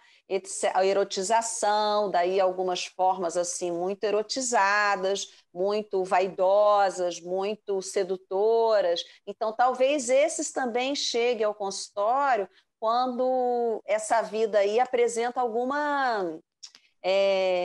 dá alguma uma pergunta para ele, né? Então, talvez, por exemplo, uma rejeição amorosa, né? Então, o sujeito não tem condição de elaborar isso, e aí talvez chegue ao consultório com essa fantasia aí, né? De poder elaborar frustrações, né, as frustrações, né? Então, esse eu acho que é o sujeito narcísico que chega ao consultório. E também as queixas, a psicossomática, porque aí ele vai, sem passar por uma elaboração psíquica, vai explodir no próprio corpo, né? E isso a gente vê muito, né? Atualmente. É até curioso isso, Patrícia, estava lembrando agora, em algumas das minhas pesquisas sobre o tema narcisismo da minha tese, e essa semana encontrei novamente artigos sobre mães narcisistas, porque a gente está vendo essa questão que o pessoal está falando sobre gênero, né? E eu lembrei de um programa que tem no canal ID, Investigation Discovery, e que chama Mãe Lévolas. Ou seja, são... Oi, sim, exatamente. E é curioso porque muitas delas são mães de pequenas misses, que é muito comum nos Estados Unidos. Ou seja, são mães que projetam as suas realizações nas suas filhas e elas querem dominar e tomar conta de tudo que as suas filhas participam, tudo que gira ao redor delas. Ou seja, elas criam um mundo de fantasia que é realizado pelas crianças, mas na verdade são elas. E tem casos de mães assassinarem concorrentes das suas filhas. Talvez seja isso também um tipo de manifestação narcisista? Sim, a gente está entrando em dois assuntos. Não é que eu vá falar de tudo isso, não, muito pelo contrário. Eu vou jogar a bola para vocês. Mas nas perguntas aí, ainda continua. Eles se respondem também, né, Sônia? É legal isso. Se Sim. perguntam e eles se respondem. Eu acho que a gente está falando de uma questão fálica também, né? Aí o narcisismo, lá no começo a gente falou, né? Atravessa toda a obra freudiana e se atualiza na clínica. E agora o Júlio bem lembrou das mamães, né? Que o Lacan fala, Júlio, que a mãe é o jacaré com a bocona aberta, né? Claro que hoje em dia a gente pode pensar no lado B disso também, né? A quantidade dessas falências, vamos dizer assim, na maternidade, na paternidade, mas eu acho que ainda se prevalece isso. E você que é um cinéfilo, tem filme que trata disso, não tem? Tem. Não foge Lembra, agora, mas gente, existe aí? sim. Uhum. Tem. Samuel. Eu queria só Pacto de voltar. sangue. Eu queria, Jessica desculpa, Lange. só voltar à questão aí da Marcele, e as desculpas foram pedidas, mas, assim, sinceramente, claro que ninguém tem nenhuma intenção aqui de estar com um tom de voz de deboche, mas, Marcele, às vezes, não é o tom de primeiro, não é a nossa intenção, tenho absoluta certeza. Do outro lado, a Sônia também pontuou que nós estamos numa roda mais descontraída para pessoas de todas as formações. É claro que nós poderíamos aqui fazer uma roda técnica específica, todo mundo muito sério, muito focado em questões técnicas. Por outro lado, é importante distinguir também se é o tom de voz ou o tom da audição. Uhum. Porque muitas vezes é aquilo que se ouve e não aquilo que se fala. É só isso. Eu ia deixar para falar isso no final, Samuel. Muito obrigado. Sônia, posso fazer a próxima apresentação? Claro, deve. Vamos lá, então. Aqui nós temos algumas pessoas famosas que são consideradas narcisistas. Vou ver se eu consigo projetar aqui. Kanye West, não sei se vocês conhecem, ele é um rapper da linha um pouco mais light, que ele já apresentou para o mundo como sendo o próprio Deus. Sim, Uau. ele já disse que ele é o próprio Deus. E ninguém pode vender mais do que ele. Ele é a maior estrela pop, maior que o próprio Michael Jackson. Entende? Então, tudo que ele constrói, a grife dele, os álbuns dele, os shows dele, as performances dele, sempre são as melhores. E ele faz questão de deixar isso sempre claro para todo mundo. Tanto que ele é casado com uma das mulheres mais bonitas e mais famosas do mundo, que é a Kim Kardashian, que é essa morena aqui de baixo, que é outra pessoa que será também narcisista. Por quê? Não pelas redes sociais dela, não pelas postagens dela, mas pelo excesso de cuidado que ela tem de sempre se apresentar muito bem, milimetricamente perfeita, nariz, boca, maquiagem, cabelo, roupas, tudo que ela faz é sempre muito calculado para que ela possa ter toda a atenção voltada para ela. Ela, mais do que a mãe, que também é considerada narcisista, mais do que o padrasto, mais do que as irmãs, inclusive. Ela sempre tem que mostrar a vida mais perfeita de todas as socialites americanas. E do lado dela, outra, que foi uma grande influência também, Paris Hilton, que não tem mais a fama que teve, mas sempre teve a mesma proposta. Ou seja, sempre aparecendo no jet set internacional como o grande modelo de Barbie, de patricinha, perfeita, riquinha. A branca, loura, de olhos claros. Sempre aquela perfeiçãozinha de mulher, sempre nos eventos internacionais mais importantes. E outro exemplo, Madonna. Aquela pessoa, aquela artista que precisa estar sempre à frente dos outros. Se surge um novo artista em que é comparado a ela, como, por exemplo, foi com a Lady Gaga, não, ela sempre aponta algum defeito naquele artista, porque nunca é tão bom quanto ela. Nunca vai aceitar aquele outro artista, e é uma ofensa ser comparado àquele outro artista também. Ela se cobra tanto, já está com mais de 60 anos, e ela se cobra que continue sendo sempre uma referência, um modelo, sempre a eterna rainha do pop. Uma vez perguntaram a ela, existe essa entrevista na Ellen DeGeneres, quando ela sugere vários nomes para ela poder comentar a respeito. Embora ela seja, entre aspas, amigas, tenham feito alguns trabalhos juntos, publicitários pelo menos, ela hesita em elogiar, por exemplo, Beyoncé e entre outras grandes artistas. Ou seja, a pessoa que se coloca sempre em destaque, sempre como solar, isso significa o quê? Ela irradia luz e vida e todos os demais devem rodar ao seu redor. Temos que sempre ter atenção.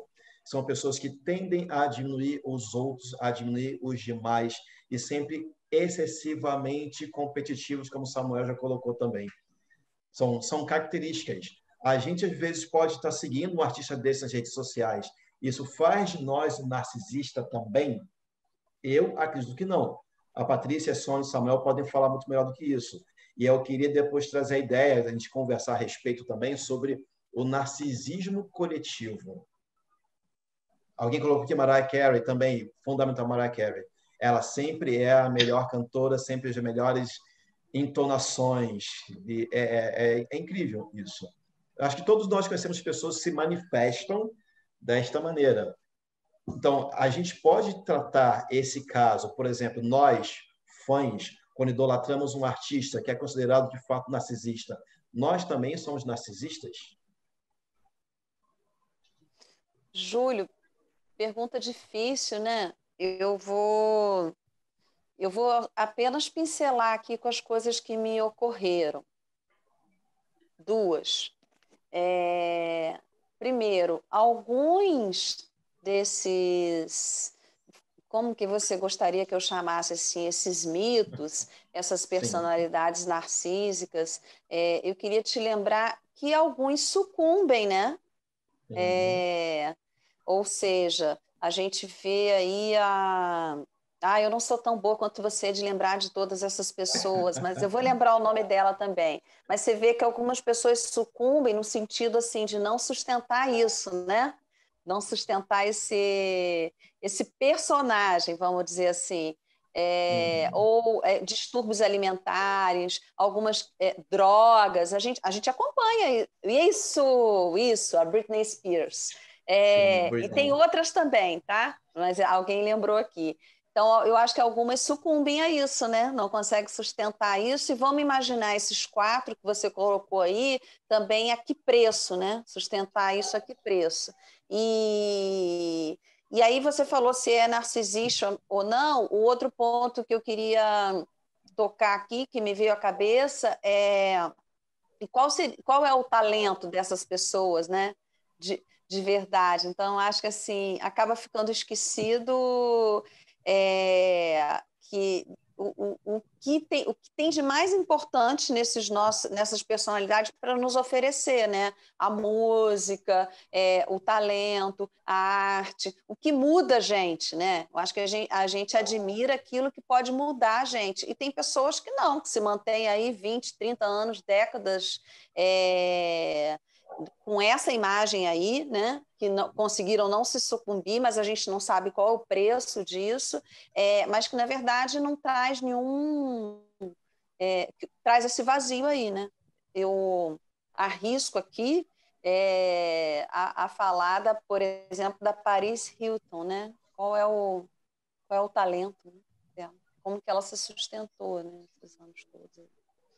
Tem alguns arranhões também, não vou falar aqui, né? Não vou falar aqui, mas tem alguns arranhões também.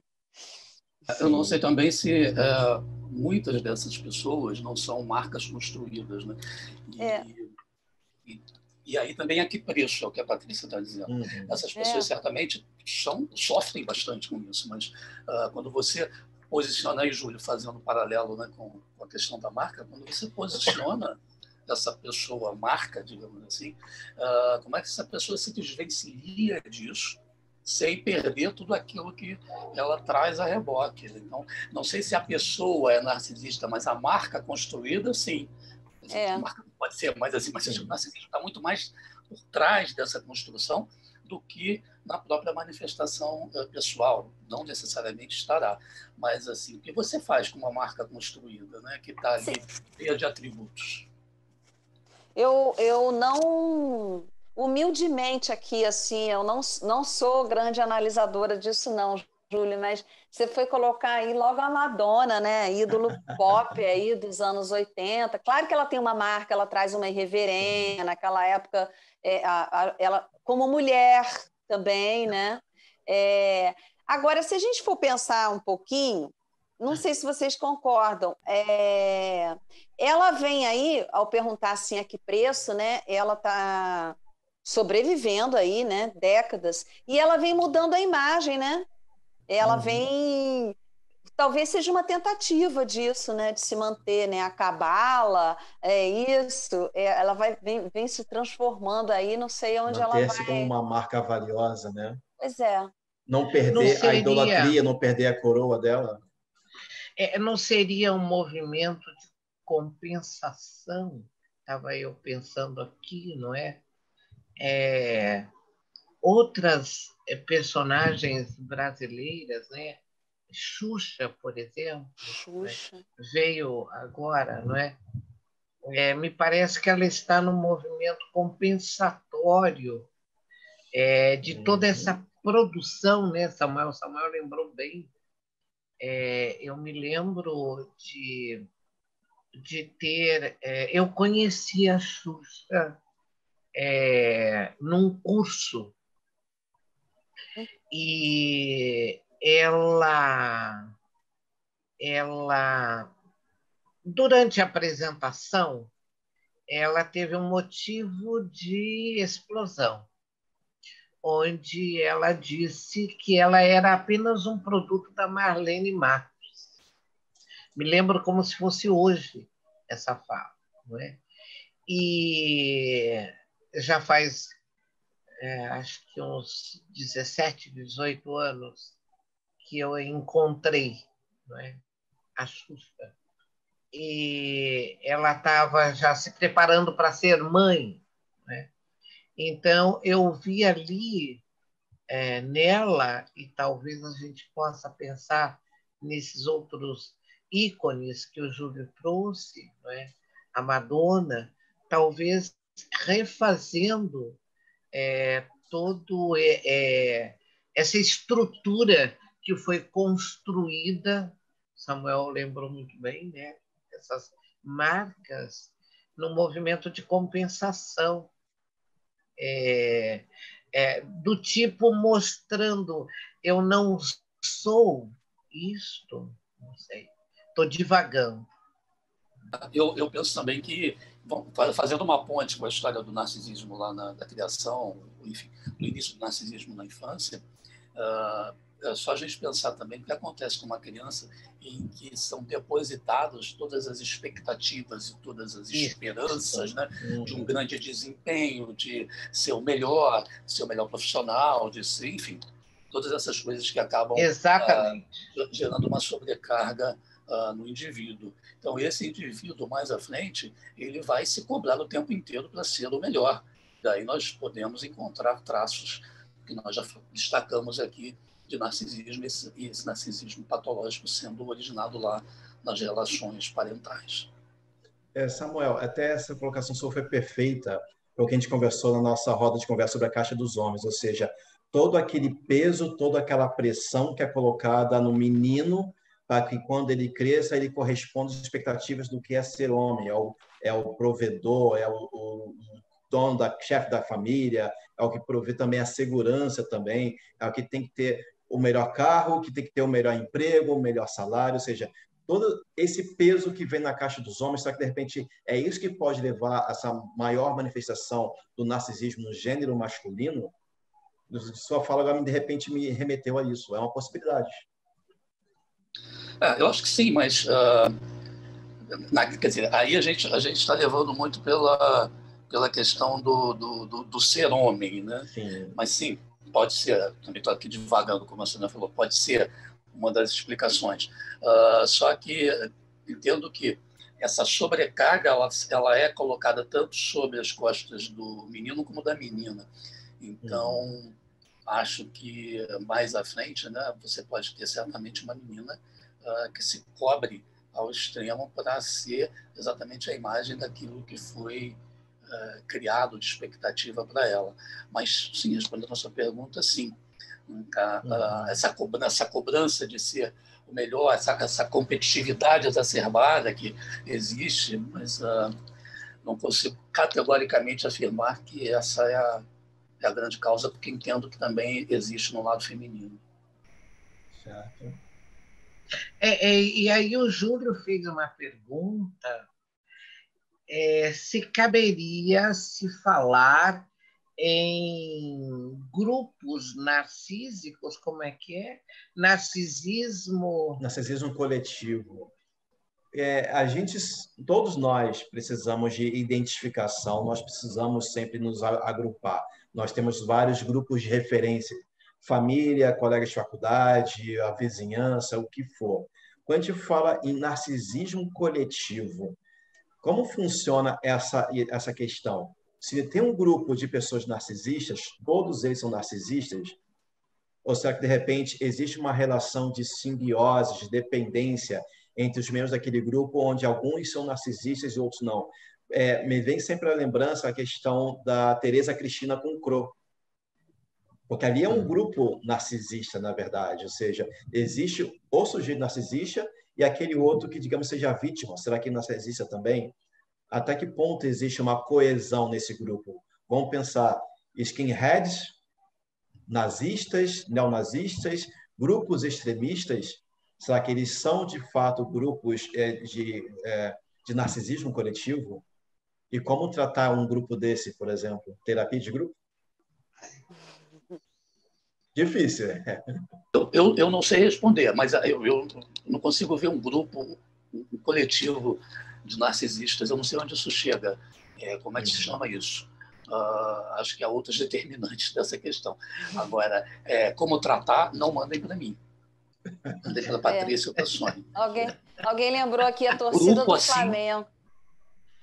Olha, eu acho que... Júlio, veja se faz algum sentido assim. Um dos meus objetivos, né, aqui hoje, eu acho que é poder falar um pouco sobre isso que me move muito, né? Que eu acho que a gente vive numa sociedade ultra individualista, né? Estamos caminhando cada vez mais para isso, assim, ultra narcísica. Eu acho que talvez essas pessoas se encontrem, né? Esses guetos aí, né? De quem malha muito ou de quem, né? Esse que na verdade é um tremendo vazio, né? Eu acho que essas pessoas se encontram, né? Forma de tratar. A gente também abordou um pouquinho aqui, mas justamente tratar pela diferença, né? Incentivar a diferença, incentivar a diversidade, incentivar a essas pessoas a terem um confronto com o próprio conflito, com as angústias, com tudo que é pertinente aí à psique humana, com os dramas, com as rejeições, ora bolas, né? Ninguém fica jovem para sempre, ninguém fica bonito para sempre, ninguém fica magro para sempre. O músculo não fica para sempre, tem uma memória, né? O músculo, mas ele não fica lá durinho para sempre. O mundo não vai ser o mesmo para sempre depois da pandemia. Então, acho assim, é um convite a tratar essas coisas, né? Se confrontar com essas coisas. Eu acho que existe uma sociedade ultra individualista, né? Que não quer esses muros, esses grupos talvez criem esses muros aí, né? De invisibilidade, né? Então eu não vejo diferença social, eu não vejo os gays, eu não vejo os trans, eu não vejo os negros, eu não vejo outra coisa que não seja uma política de direita, de Deus, né? Eu só vejo uma religião. Então acho que o que existe é um pouco isso, né? Assim, então seria um convite a tratar em grupo, a tratar o quê? Através de políticas, através de militância, né? Você entende bem disso, né? Através da militância, através da educação, talvez assim, né? Se a gente pensar. Patrícia, tá aí, foi aí a minha dificuldade. Quer dizer, quando o Júlio fala, vamos tratar em grupo, eu estou pensando aqui, imagina um grupo de análise didática, né? Ou seja, não tem condição de você colocar as diferenças num grupo só de narcisistas, porque você não chega a lugar nenhum, você vai ter, no máximo, uma grande gritaria e uma confusão ali. Então, estou pensando aqui, numa análise de grupo, não vejo, mas acho que sim, através de políticas públicas, estou pensando, aí sim, do lado mais de políticas sociais, aí sim, expor as diferenças, e é mais do que isso, é exigir respeito às diferenças. Né? Exato. A Nayara até colocou uma questão aqui sobre isso, sobre identificações no âmbito do narcisismo, ou seja, nacionalismo americano ou arrogância dos franceses, grupos ideológicos. Na verdade, eu tinha pensado nessa questão dos grupos ideológicos, mas, de fato, até que ponto a gente olhar de fora, o nacionalismo americano não é uma forma de narcisismo? Porque, afinal, o narcisista precisa de uma validação externa. Porque precisa de uma plateia, precisa de um público para ele poder sentir, de fato, aquele sujeito que ele se coloca, ou que ele acha que ele é. A gente pode pensar nisso, eu acho que vale a pena a gente ponderar essa questão. A gente está falando de questão nacional, na verdade, né? São valores nacionais, mas nós que estamos de fora, nós enxergamos assim. Ou seja, o meu olhar como quem está de fora, eu enxergo o povo americano daquela maneira, o povo francês daquela maneira, como nós, enquanto povo, somos enxergados também. Só que, de repente, eles também nos veem de forma narcisista, a nossa alegria exuberante é uma possibilidade.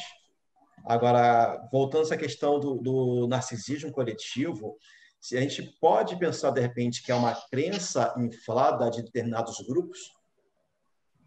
Posso falar, de repente, das tribos urbanas, da trupe, de repente, do grupo, o pessoal do hip hop, o pessoal da periferia que curte rap, ou os próprios skinheads, talvez, ou outros grupos extremistas, jihad, talvez. Será que existe algum tipo de manifestação narcisista nesses grupos? Eu penso até que sim. Patrícia, pode falar. Não, fale. Não, eu ia dizer o seguinte, eu até penso que, obviamente, há manifestações narcisistas em todos os grupos, né? Se a gente for particularizar coletivos, certamente haverá, em alguns a gente vai entender que mais do que em outros, mas eu tenho sempre muito cuidado com análises de coletivo, porque quando você trata o coletivo, você dilui as diferenças em busca de um eixo comum. Né? E muitas vezes o que você encontra são epifenômenos, quer dizer, não são exatamente as explicações essenciais, fundamentais para aquilo que você está buscando.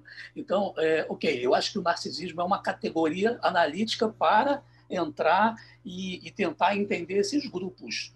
Como você poderia ter outra, não é? Como, por exemplo, aqui foi colocada a questão do nacionalismo. Então, precisamos definir o que é nacionalismo, precisamos entrar com essa categoria de análise em todos esses coletivos que nós estabelecemos como objeto de estudo para entender se aqueles grupos são nacionalistas, não são nacionalistas. Né? Tudo depende da categoria que você constrói e de como você maneja essa categoria na pesquisa do objeto científico. Eu tenho muito receio do tratamento coletivo se ele não for muito bem cuidado metodologicamente. Mas, assim, sendo objetivo na sua pergunta, eu acho que sim, nós podemos identificar comportamentos narcisistas nos grupos. Agora, eu não posso dizer que os demais grupos não têm comportamentos narcisistas. Quer dizer, um grupo de psicanalistas, será que não tem comportamento narcisista? Por que não? Um grupo de economistas, advogados, contadores, etc. Porque senão a gente começa a fazer um reducionismo que é perigoso. É até bom, fico feliz que eu só falo, porque concorda exatamente com o que eu trabalhei na minha tese. Eu justamente usei o narcisismo como um dos construtos sociais daquele sujeito que eu estava estudando também, ou seja, o comportamento de sujeitos que podem ter atitudes narcisistas ou não, mas não quer dizer que eles formam de fato um grupo narcisista. Ou seja, é isso que eu queria colocar também de importância, porque a gente encontra muitos textos aí fora, muitos discursos, dizendo que aquele grupo é aquilo e ponto. Então, essa fala do Samuel foi perfeita, justamente para poder corroborar mais ainda com isso. A gente não pode sedimentar, como ele colocou, fazer esse reducionismo, porque, na verdade, é um fator que pode caracterizar um grupo, mas não, de fato, determinar aquele grupo. Não sei se vocês concordam comigo. Nós não podemos ser determinantes, não é, Júlio, em fazer determinadas categorias, não é? eu sou muito crítica a rótulos, a, a determinar grupos, não é? Eu, particularmente, não gosto. Não é? Então, quando você falou em tratamento de grupos narcísicos, não é? Eu pensei numa teoria, num grupo, numa análise grupal, não é? Narcísico, Samuel lembrou muito bem. Iria sair ali tapas, xingalhamentos, violência, não é? Porque eles não iriam permitir, não é? Ou se permitir a isto. Mas, pensando numa forma maior, e eu acredito que essa seja a nossa proposta, não é? De pensar institucionalmente, não é? Então, por que essa tendência, não é, ao narciso? Por que essa tendência ao isolamento, não é? Por que essa tendência ao culto do corpo, não é? Então, eu gostaria muito mais de deixar essa reflexão ao final dessa roda, não é? E lembrar que esses grupos, como você bem trouxe, não é? Neonazistas, esses grupos que trouxeram tanta tragédia para a humanidade, eles fossem referência na atualidade para se repensar políticas institucionais, não é? Que possam, de fato, trazer uma saúde pública de qualidade, uma saúde mental, não é? De qualidade, onde todos sejam respeitados nas suas dores, e principalmente as dores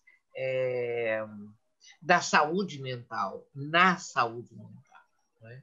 Então, essa é a minha fala diante da responsabilidade que todos nós aqui temos, não é? De pensar nesses grupos, não é? Sejam grupos narcísicos, sejam esquizofrênicos, sejam paranoicos ou simplesmente neuróticos. Não é? Então, a nossa responsabilidade hoje de termos uma saúde pública de qualidade e um trabalho nosso individual de qualidade. Não é? Essa é a minha proposta para a tua pergunta. Não sei se teriam outros comentários aí.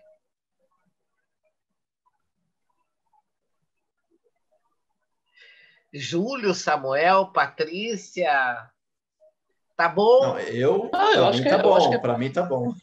Eu acho que é por aí, né? Aquilo que a gente estava falando, tratar. A gente sempre falou isso em outras rodas, né? A questão da saúde mental, como é negligenciada, como é maltratada, não só no Brasil, como em muitos lugares do mundo. Isso aí a gente já pontuou bastante. E da dor do sujeito. E aí, voltando a essa questão do grupo, né, a gente também tem que lembrar que a gente trabalha com subjetividade.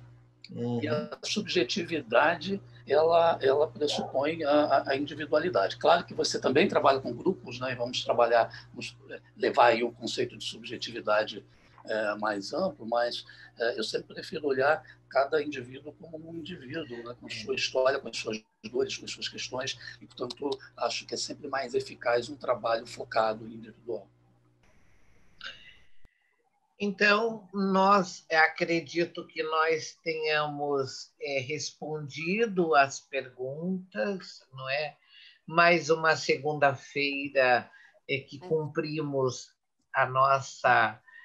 o nosso papel aqui de estar levando um pouco daquilo que a gente estuda, daquilo que a gente conhece, para ser trocado aqui nessa sala, não é? Quero lembrar a todos que na próxima semana nós estamos falando de totem e tabu, da questão da sororidade e do machismo, para encerrar o Novembro Azul. Não é? Então, dia 30 será a fala de totem e tabu. Agradeço mais uma vez a todos que estiveram conosco, Vera, enfim, todos aqueles que às segundas estão aqui. Amei a fala de todos vocês, do Samuel, do Júlio, da Patrícia. Eu sou apaixonada por eles e sou apaixonada por todos vocês que estão aqui, agregando cada segunda-feira muito mais, nos dando o desejo de continuar sempre. Muito obrigada, uma semana excelente para todos vocês. Tá? Muito obrigada, PUC, muito obrigada, Amanda, muito obrigada, Rodrigo, que ficaram aí no suporte dessa aula tão agradável. E deixo aí Patrícia, Júlia e Samuel para suas despedidas. Pela ordem? Pela ordem de apresentação. Pode ser. Podia falar com a Patrícia para ser menina e tal. Vamos pela ordem, então. Menina. Eu ia fazer essa brincadeirinha, eu falei assim, não sei. Ladies first. Bom, muito obrigada. A minha semana fica diferente quando eu estou aqui junto de vocês, trabalhando na segunda, porque já começo bastante motivada e preocupada com o que a gente vai tratar aqui, como é que a roda vai ser construída, e como sempre é uma grande surpresa, né? Então, obrigada a todos, meus amigos, que eu já gosto muito, Júlio, Samuel, professora Sônia, obrigada, PUC, ao pessoal que participa, que até eu já estou conhecendo, quem está mais aqui com a gente, o Snar, que eu queria que ele tivesse falado um pouco, a gente está com muita saudade de você. Ele saiu, não é? Eu acho que ele saiu um pouquinho, mas ele andou atento aqui o tempo todo. Andou. E que tenham todos uma boa semana e que todos se cuidem muito, tá? Desejo que a gente consiga ultrapassar esse ano aí. Um beijo, Patrícia, muito obrigada. Samuel. Muito obrigado, Sônia, Patrícia, Júlio, a PUC, obrigado a vocês que estiveram aqui. E assim, é tão legal a gente ter a possibilidade de refletir no momento, né? Vocês trouxeram questões que nos fizeram pensar no momento. A gente não tinha nada pronto, não tinha uma resposta para dar, mas é sempre bom você ter o contraditório, usando aqui um jargão jurídico, e até, por exemplo, a questão que a Marcele trouxe, né, sobre tom de voz, e eu respondi de uma forma também na questão do ouvir. Por quê? Porque ouvir é a nossa questão fundamental, né? A escuta é a nossa questão fundamental. Mas é bom ter essas provocações até para a gente ter também coisas para debater e trazer novos aportes. E assim se constrói conhecimento. Então, muito obrigado mais uma vez. Até a próxima. Boa semana a todos. Eu só posso agradecer, sou só gratidão. Sônia, Samuel, Patrícia, trabalhar com vocês, participar dessa roda é sempre muito, muito bom. Hoje, principalmente, para mim, foi um tema que eu sou apaixonado, que é o da minha tese. Sônia, talvez eu leve esse tema ainda para o meu pós-doutorado, estou pensando nisso. Então, para mim, foi melhor ainda aprender e ouvir de vocês, são profissionais da área também, né? E PUC, obrigado por esse espaço, obrigado a todo mundo que entra aqui, que participa, que fica aqui. Tem algumas pessoas que já são amigos nossos, né? A Vera, o Anderson, a Nayara também. O Florindo. O Florindo também. Tem os nomes que a gente... Aqui, Débora Lobo, Pedro Oliveira, sempre aí também. É bem legal. Vera. O pessoal que a gente vê que está presente da a Vera Viana. Né? Vera Viana também.